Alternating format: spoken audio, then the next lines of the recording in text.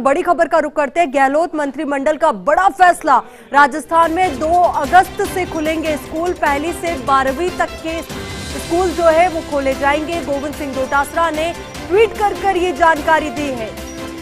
तो शिक्षा मंत्री गोविंद सिंह डोटासरा ने ट्वीट कर ये पूरी जानकारी दी है। गहलोत मंत्रिमंडल का बड़ा फैसला सामने आया है। और इसी खबर पर ज्यादा जानकारी के साथ हमारे सहयोगी भारत दीक्षित हमारे साथ जुड़ चुके हैं। भारत, पूरी जानकारी भी आपसे चाहेंगे। बिल्कुल आयुषी, आपको बता दूं कि आज कैबिनेट की बैठक हुई और इस बैठक में स्कूल खोलने को लेकर चर्चा है वो यहाँ पर कैबिनेट के अंदर हुई। इसमें निर्धारित किया गया कि 2 अगस्त से जो प्रदेश के स्कूल है उनको यहाँ पर खोला जाएगा। आपको बता दूं कि इससे पहले भी शिक्षा मंत्री गोविंद सिंह डोटासरा और मुख्यमंत्री अशोक गहलोत के बीच सीएमआर में भी स्कूल खोलने को लेकर चर्चा हो गई थी, लेकिन उन पर कोई निर्णय है वो यहाँ पर नहीं निकला। लेकिन एक बार फिर से जिस प्रकार से निजी स्कूलों की ओर से लगातार स्कूल खोलने को लेकर बात की जा रही थी, तो इस बार कैबिनेट की बैठक में इस मुद्दे को प्रमुखता से लिया गया और चर्चा यहाँ पर की गई। बकायदा चिकित्सीय परामर्श यहाँ पर लिया गया। जिस प्रकार से कोरोना की स्थिति है उसको यहाँ पर देखा गया। गृह विभाग की ओर से भी पूरा जो चर्चा है वो यहाँ पर की गई है और उसके बाद निर्णय है वो लिया गया है कि 2 अगस्त से प्रदेश भर के जो स्कूल हैं वो यहाँ पर खोले जाएंगे। फिलहाल अभी ये है कि कौन से फेज में कौन कौन सी क्लासों के लिए जल्द इसको लेकर भी पूरी जानकारी है वो हम आप तक उपलब्ध करवाएंगे कि कक्षा 9 से लेकर 12वीं तक के स्कूल खोले जाएंगे, 1 से 12वीं तक के स्कूल खोले जाएंगे। जी आयुष। जी भारत, और आप इस पूरे जो मुद्दे को किस नजरिए से देखते हैं? क्योंकि देखिए जो तीसरी वेव का खतरा है वो भी मंडरा रहा है, तो वही शिक्षा और सुरक्षा दोनों ही जरूरी है।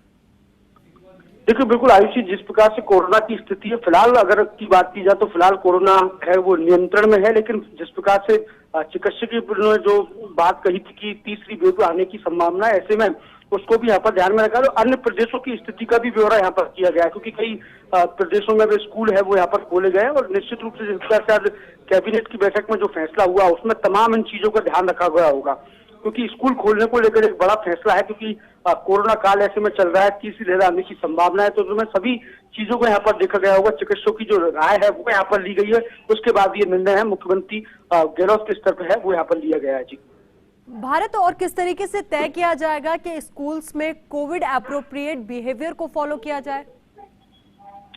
देखिए बिल्कुल निश्चित रूप से अगर आज स्कूल खोलने को लेकर जो निर्णय हुआ है इसमें कई चीजें हैं वो यहाँ पर निर्धारित की गई होंगी। जिस प्रकार से विद्यालयों के अंदर जो सैनिटाइजेशन की व्यवस्था है, पूरी तरह से कोरोना जो प्रोटोकॉल है, मास्क की अगर बात की जाए, इसके अलावा अगर स्ट्रेंथ किसी क्लास में ज्यादा है तो उनमें हाफ स्ट्रेंथ के स्टूडेंट्स को बुलाया जाए यहाँ पर, तो तमाम इन चीजों को ध्यान रखा जाएगा जिससे कोरोना के बचाव के जो उपाय हैं उनको यहाँ पर फॉलो किया जाएगा। अगर पहले भी इस तरह के नियम है वो यहाँ पर निकाले गए थे कि एक साथ अगर किसी स्कूल के अंदर किसी कक्षा के अंदर 100 से ज्यादा स्टूडेंट है तो उसमें 50-50% की तादाद में स्टूडेंट्स को यहाँ पर बुलाया जा सकता है। तो जिस प्रकार से स्कूल खोलने को निर्णय यहाँ पर किया गया उसमें सबसे बड़ी बात है कि कोरोना प्रोटोकॉल की पालना है स्कूलों के अंदर करवानी बेहद जरूरी है। जी भारत, बिल्कुल सैद्धांतिक तौर पर तो नियम भी बना दिए जाएंगे और बात भी की जाएगी, पर क्या इतना आसान होगा व्यवहारिक तौर पर इन नियमों की पालना करवाना?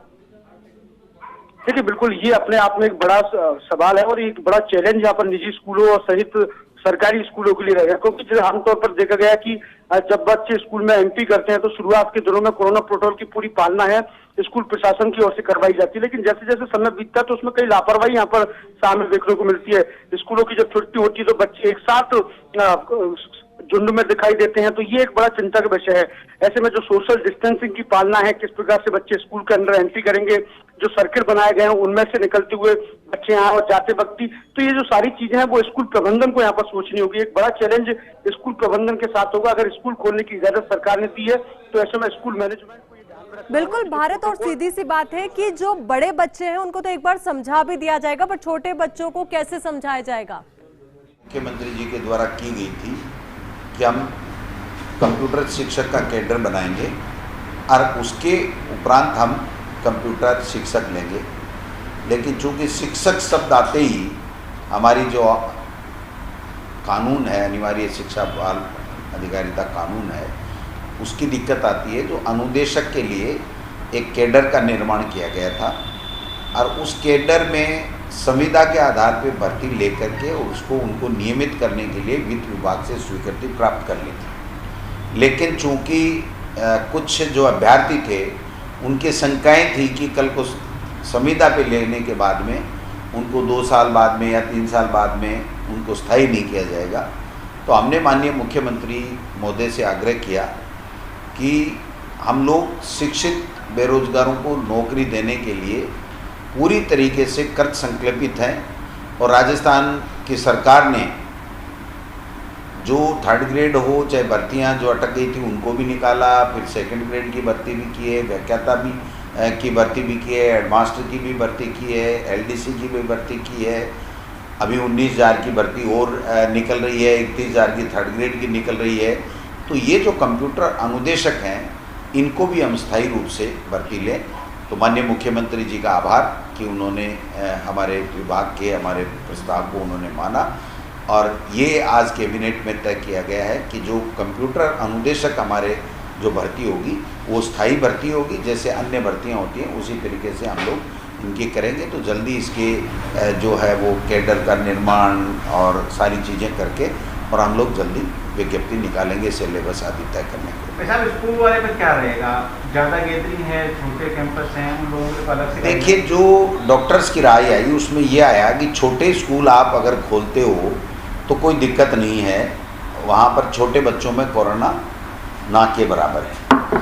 और बड़े बच्चों में जैसे जो 18 साल के बच्चे हो गए तो उन्होंने करीब वैक्सीन लगा ली और उसके लिए वैक्सीन के लिए आगे के लिए क्या होगा ये भी कल जो गाइडलाइन है उसमें आएगा।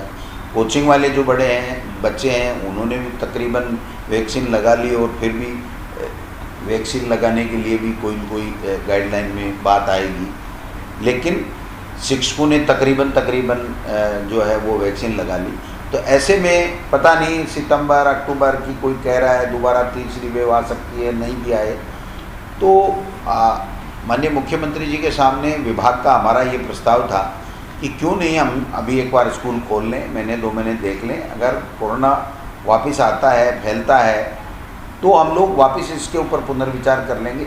लेकिन 2 साल हो गए, बच्चों की पढ़ाई में दिक्कत आ रही है, अभिभावक भी परेशान हैं, गांव में जो दलित है, गरीब है, छोटे व्यापारी हैं, मजदूर हैं, उनके जो बच्चे हैं वो किसी तरीके का उनके पास ऑनलाइन पढ़ाई का जरिया नहीं है। तो ऐसे में उनके साथ में अन्याय हो रहा है। जो बड़ी स्कूलें हैं शहर में हैं, बड़े शहरों में हैं, उनमें ऑनलाइन की फिर भी व्यवस्था हो जाती है, लेकिन ग्रामीण परिवेश के जो पिछड़े हुए गरीब तबके के लोग हैं उनके बच्चों की पढ़ाई बिल्कुल 2 साल से बाधित हो रही है। तो इसलिए अंत में फैसला लिया गया कि हाँ, इन विद्यालयों को हम लोग खोलेंगे, कोरोना गाइडलाइन की पालना करेंगे और कहीं कोई इसी तरह की कोई दिक्कत विपरीत परिस्थितियां बनी तो फिर हम लोग इस पर पुनर्विचार कर लेंगे। लेकिन एक बार 2 अगस्त से हम लोग विद्यालयों को खोलेंगे, जिसकी गाइडलाइन कल या परसों में तैयार करके विस्तृत गाइडलाइन जारी करेंगे। स्कूल वाले लापरवाही नहीं बरते, कहीं लापरवाही? बिल्कुल ये गाइडलाइन में पूरी व्यवस्था देखी जाएगी कि जहाँ बच्चे ज़्यादा हैं, एक क्लास में 20 से ज़्यादा नहीं बच्चे बैठे हैं, जहाँ ज़्यादा हैं उनको अगर हम 2 पारी में करेंगे तो वैसा करेंगे, या फिर अल्टरनेट 7 दिन किसी को बच्चों को बुला लिया, 7 दिन फिर को बुला लिया, या फिर अगर बच्चे कम हैं और व्यवस्था बन गई और पूरी कोविड की जो गाइडलाइन है उसकी पालना हो करके अगर स्कूल चल सकता है तो फिर पूरा कंटिन्यू स्कूल चलाएंगे। तो इन सब चीज़ों को हम लोग देख लेंगे और विभाग प्लस जो सरकार की तरफ से जो गाइडलाइन आएगी उसमें सब चीज़ों का समाधान होगा। हमारे बच्चा हमारे लिए उसका स्वास्थ्य फर्स्ट प्रायोरिटी है और उसके बाद में उसकी एजुकेशन हमारी सेकंड प्रायोरिटी है। तो स्वास्थ्य का पूरा ख्याल रखा जाएगा और बच्चे के भविष्य का भी, उसकी एजुकेशन का भी पूरा ख्याल रखा जाएगा।